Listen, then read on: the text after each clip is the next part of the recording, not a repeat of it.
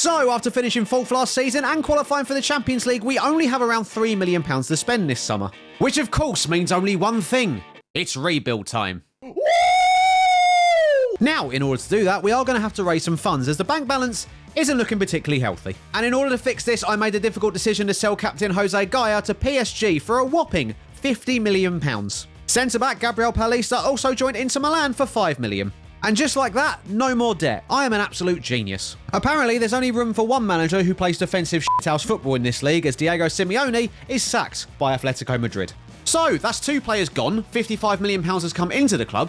Let's sign some players. First off, we made the loans of Nico and Justin Kluivert permanent, with Nico joining for £11.5 million and Kluivert coming in for £13 million. Ilyas Mariba also returned to the club for another season-long loan. Time now for some brand new additions, and following Mokoko's return to Dortmund, we spent £17.5 million on Rennes striker Amin Guri. And one of our biggest signings of the summer, João Paulinho joins us from Fulham for £27.5 million. Paulinho's arrival meant a departure for Hugo Guillamon, who joined Rennes for £20 million.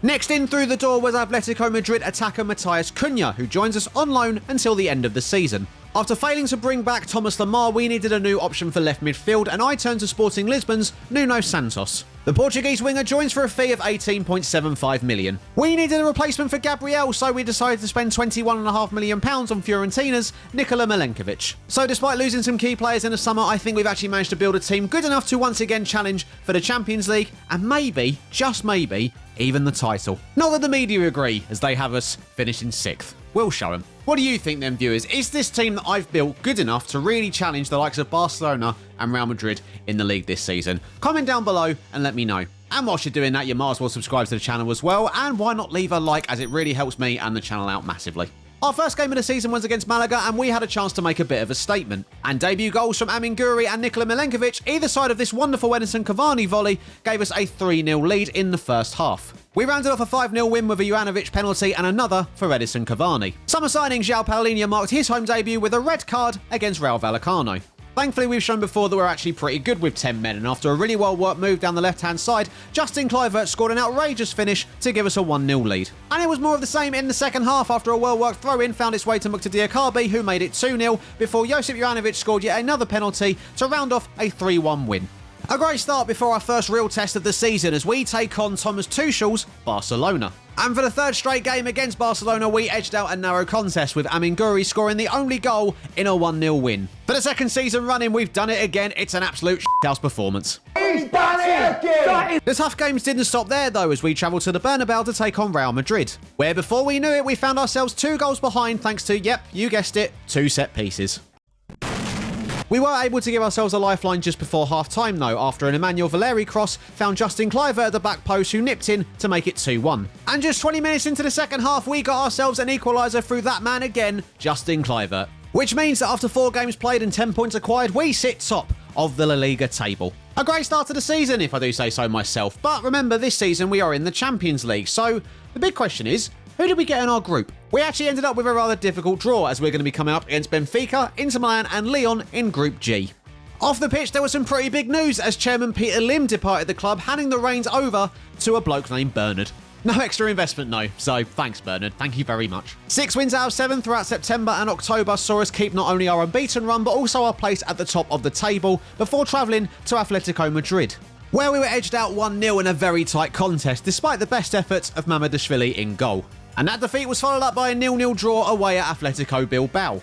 Thankfully, we got back to winning ways pretty quickly, with Diakabi scoring an injury time winner against Sevilla before we took on Celta Vigo, where Nico scored an outrageous effort to make it 1-0, and Nikola Milenkovic doubled our lead with a brilliant header from a corner. And thankfully, Atletico held Real Madrid to a 2-2 draw, meaning we get our place at the top of the table back and now have a 3-point lead after just 16 games. And now, without any further delay, ladies and gentlemen, let's see how Valencia have got on in our Champions League group for this season. And I'll be honest, I don't think it's gone quite how you'd expect it to. Our first Champions League game came against Benfica, where our usual rock-solid defence came a bit unstuck. It took just 3 minutes for Benfica to open the scoring with David Neres scoring a tap-in at the far post. And just 10 minutes later, it was 1-1 through Matías Cunha. This apparently made Benfica quite angry, as they got their lead back almost immediately thanks to another goal from David Neres. Although their lead was short-lived, with Cunha once again levelling the scores, making it 2-2 after just 25 minutes. But once again, our defence was exposed as just a few minutes before half-time, Gonçalo Ramos scored this lovely dink over Mamardashvili to make it 3-2 to Benfica going into half-time. And we would have to wait until the 85th minute to rescue something from this game, with Matheus Cunha prodding home for his hat-trick, meaning after all that it would finish Valencia 3, Benfica 3. I need to lie down after that. Next up, a difficult away trip to Lyon, where once again defensively we were an absolute shambles. 2 goals from Vega saw us go into half-time 2-0 down, and it was starting to look like the Champions League might just be a little bit too much for us. However, thankfully, we have that never-say-die attitude, and second-half goals from Mukta Diakabi and Edison Cavani saw us walk away with a 2-2 draw. 2 points from our opening 2 games, and who do we have next? Inter Milan. Oh boy. I'm in danger. All fear aside though, 16 minutes in, we got ourselves a penalty. Juranovic steps up, and of course Juranovic scores. So of course, naturally, we decide to do the honourable thing and give Inter Milan a penalty as well. Çalhanoğlu steps up, and Mamardashvili saves, still 1-0 to Valencia.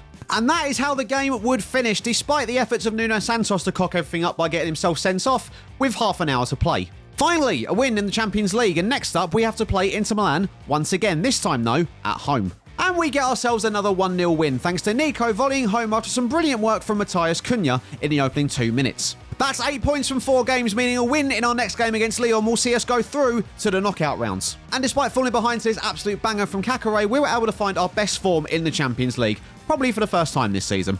Another goal from Matheus Cunha and a first of the season for Hugo Duro saw us go into half-time 2-1 in front.